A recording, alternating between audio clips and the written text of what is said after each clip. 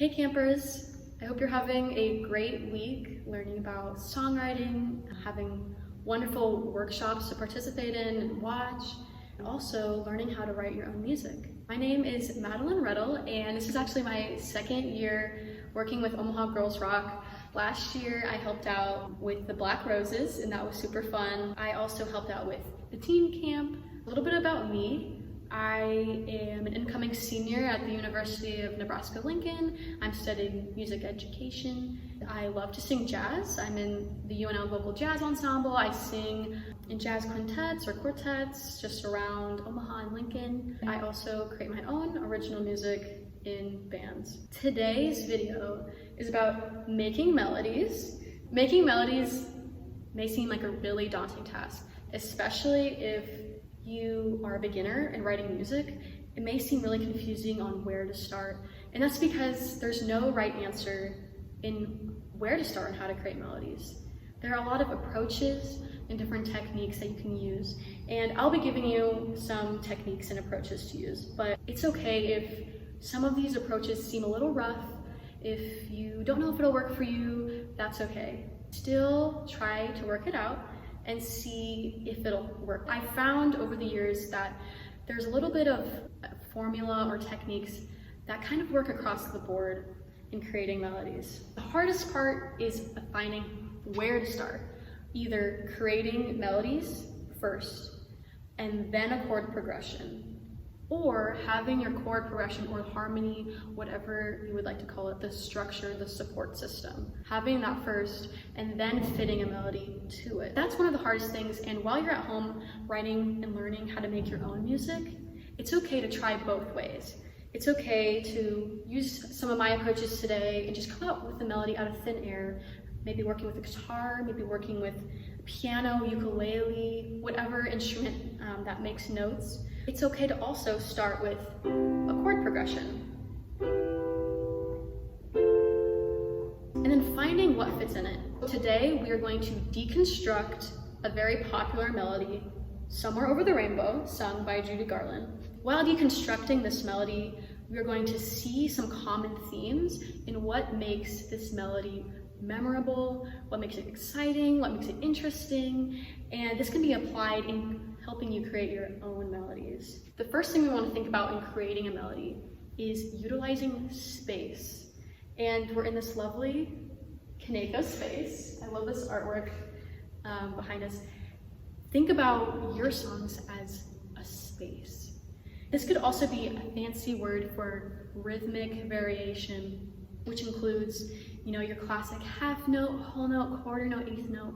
But if you think about it in a more removed, unbounded way, as space, I think you can be more creative and unbounded by maybe things that you aren't entirely sure with if you're not entirely sure with music theory. So approaching rhythmic ideas or rhythmic variations as space, we can create really interesting melodies. Let's see how Somewhere Over the Rainbow utilizes space. Let's listen to it first, and I'll sing along. Somewhere over the rainbow, way up high, there's a land that I dreamed of once in a lullaby. When we're thinking about that melody, we see a lot of space. Somewhere. So those are only two notes.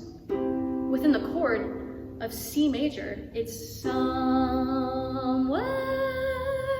Then we go to E minor. Over the rainbow. So C major only has two notes. We have C and C, an octave up. But E minor has 5 notes. Over the rainbow. So Somewhere Over the Rainbow uses this contrast between space and movement. If you do know music theory, this can be half notes and whole notes compared to quarter notes and eighth notes. So this is one way that this song creates an interesting contrast. Think about space when you're creating a melody. Let's forget Somewhere Over the Rainbow and let's create our own spacious melody. And you can do this with me. You can pause the video and make your own after hearing. Let's do C major, F major, and G major as our chord progression. This is easy because you can just shift with your fingers. 1, 3, 5. C to F major to G major. Let's just noodle around. Think about space. Don't think about the notes, whether they're right or wrong. That can be fixed later. We're just exploring, we're experimenting. It's okay to make mistakes. That's how we learn. Let's create space with a melody. I'll give you an example, and I'll do my best.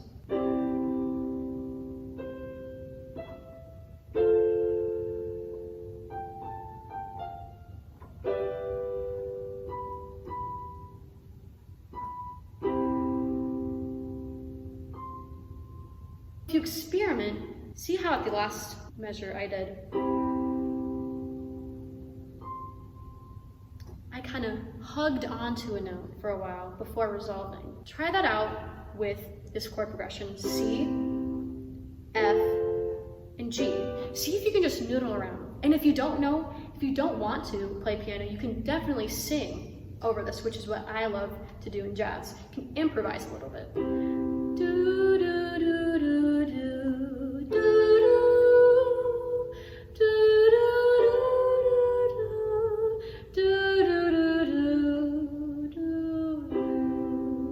So you can just improvise a melody.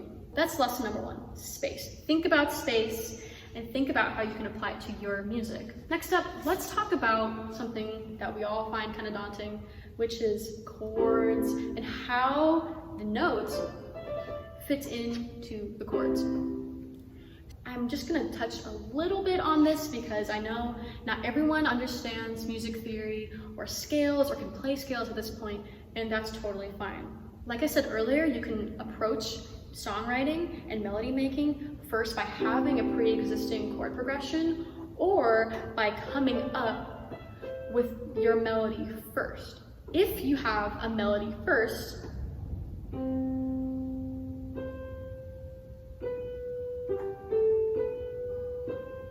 what would sound good with that melody? Take a look at your note names. So we have C, C, B, G, A, B, C. We have a lot of C's in here. If you notice, with B, G, A, B, C, that's kind of a scalar motion. And these are all white keys, so if you mess around, C major chord sounds really good with this melody. But what about a harder one? What about E minor? Over the rainbow. So E minor, in the melody, you are actually playing the 3rd and the 5th of the E minor chord, which is G and B.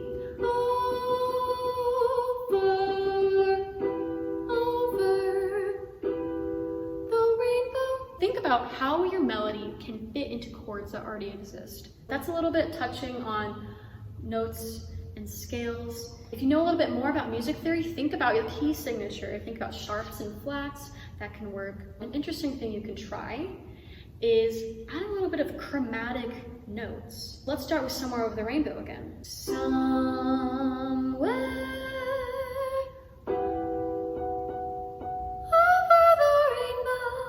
or if we go a little bit lower, somewhere over the rainbow.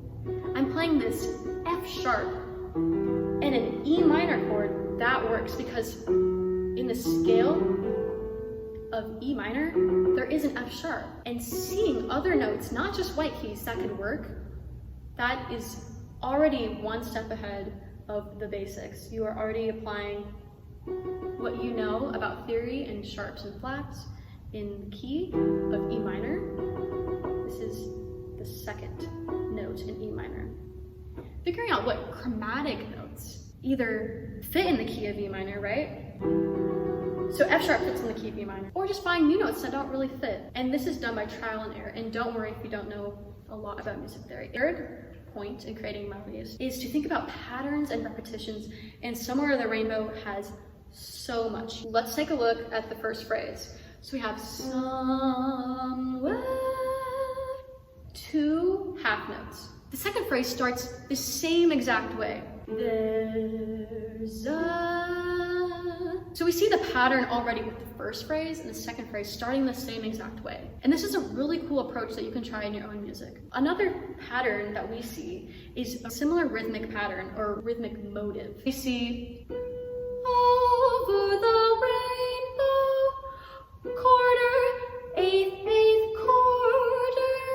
And we see that not only in the first phrase, but in the second phrase as well. That I dreamed of.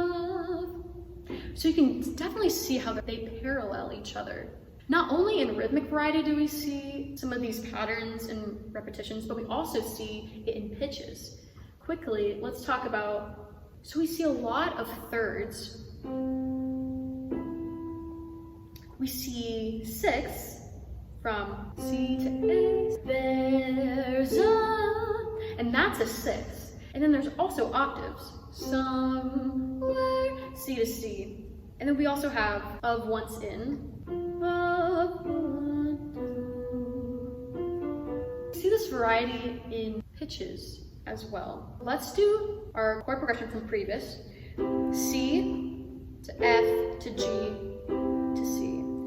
And let's vary this melody using thirds. And this is a good exercise. Let's start using thirds. So I'm playing C.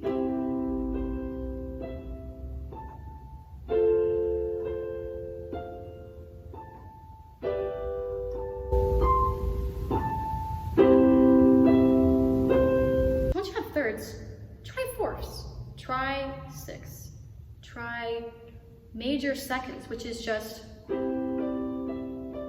more of a scalar motion. And do a variety of both. That's what makes Somewhere Over the Rainbow super interesting, is because you have big dramatic leaps and also kind of scalar motion neighbor tones. So having this contrast, again, that we saw with the space, also for pitch and rhythmic variety creates patterns, repetitions. Even though they are a variety, they are similar within the structure of the song. So now that we are thinking all about that, let's play Somewhere Over the Rainbow, and I'll make a note of everything we talked about. Space, chords, and scales or notes, intervals, and different patterns that we can see. Somewhere, octave leap, stepwise motion, for the rainbow, also stepwise scalar motion, way up, that's a 6th leap, way up, stepwise again, 9. Now we're gonna go down to this A, there's a, which is another 6th motion, land, stepwise motion, that 3rd, I dreamed of, seconds, major seconds in a scalar motion, once, that was a 3rd, dreamed of, once in, that is thirds going down, of once in a lullaby, stepwise motion with thirds. So you can see from that we have so much contrast, so much variety in space and neighbor tones and repetitions similar to the first phrase. Your homework is to take Somewhere Over the Rainbow and embellish it using constraints. Say, okay, I want thirds, I want only quarter notes and eighth notes, and I want repetition. So if you use constraints, if you pick a few musical aspects, you can purely, for an exercise, challenge yourself to see what you can do. And you can do more than that too. And this is purely just an exercise to make you more comfortable and better at creating melodies. You can also take a pre-existing melody of what you already have written before, or, you know, famous pop song melody, easy melody that you can apply to chords, and see how that melody fits in with the chords using what we talked about earlier. And once you start to realize these main overarching themes of space, patterns, and using variations, also using chords and scales that fit together, you should have a working knowledge and be able to practice creating melodies on your own and start getting comfortable with writing your own songs. One homework assignment, not homework, but one activity to do is to pick your favorite pop song, embellish the melody with what you want, more space, more intervallic variety, rhythmic variety, or you can pick your favorite chord progression and create a melody to it.